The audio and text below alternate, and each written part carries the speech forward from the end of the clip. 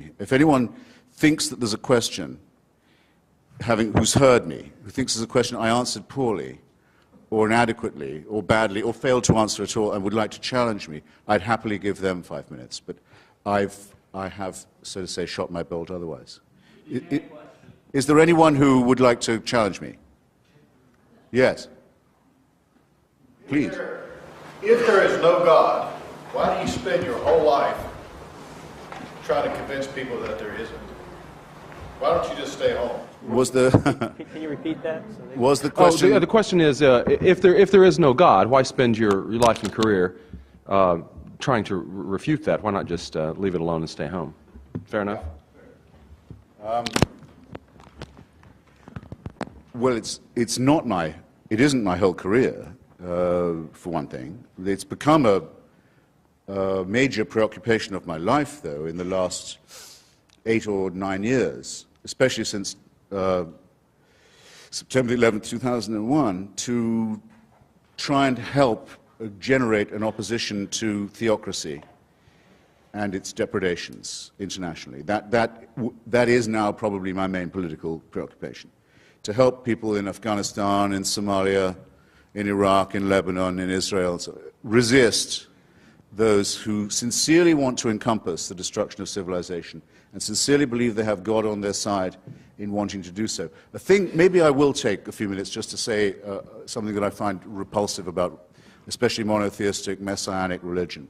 With a large part of itself, it quite clearly wants us all to die. It wants this world to come to an end. You can tell the yearning for things to be over whenever you read any of its real texts or listen to any of its real, authentic spokesmen, not the sort of the pathetic apologists who sometimes masquerade for it. Those who talk, there was a famous spokesman for this in Virginia until recently, about the rapture, say that those of us who have chosen rightly will be gathered to the arms of Jesus, leaving all of the rest of you behind. If we're in a car, it's your lookout. That car won't have a driver anymore. If we're a pilot, that's your lookout. That plane will crash. We will be with Jesus, and the rest of you can go straight to hell. The eschatological element that is inseparable from Christianity. If you don't believe that there is to be an apocalypse, there is going to be an end, a separation of the sheep and the goats, a condemnation, a final one, then you're not really a believer. And the contempt for the things of this world shows through all of them. It's well put in an old rhyme from an English exclusive brethren sect.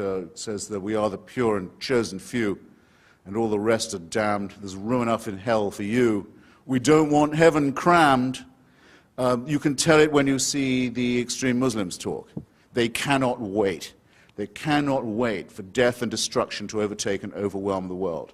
They can't wait for what I would call, without ambiguity, a final solution. When you look at the Israeli settlers, paid for often by American tax dollars, deciding that if they can steal enough land from other people and get all the Jews into the promised land and all the non-Jews out of it, then finally the Jewish people will be worthy of the return of the Messiah. And there are Christians in this country who consider it their job to help this happen so that Armageddon can occur, so that the painful business of living as humans and studying civilization and trying to acquire learning and knowledge and health and medicine and to push back can all be scrapped, and the cult of death can take over. That, to me, is a hideous thing in eschatological terms, in end times terms, on its own. A hateful idea, a hateful practice, and a hateful theory, but very much to be opposed in our daily lives, where there are people who sincerely mean it, who want to ruin the good relations that could exist between different peoples, nations, races, countries, tribes, ethnicities, who openly say they love death more than we love life, and who are betting that with God on their side, they're right about that.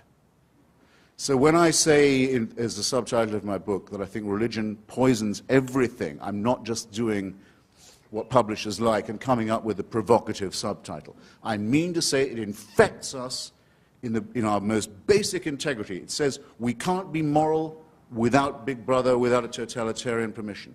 It means we can't be good to one another. It means we can't think without this. We must be afraid.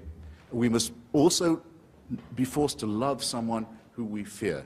The essence of sadomasochism, the essence of abjection, the essence of the master-slave relationship, and that knows that death is coming and can't wait to bring it on.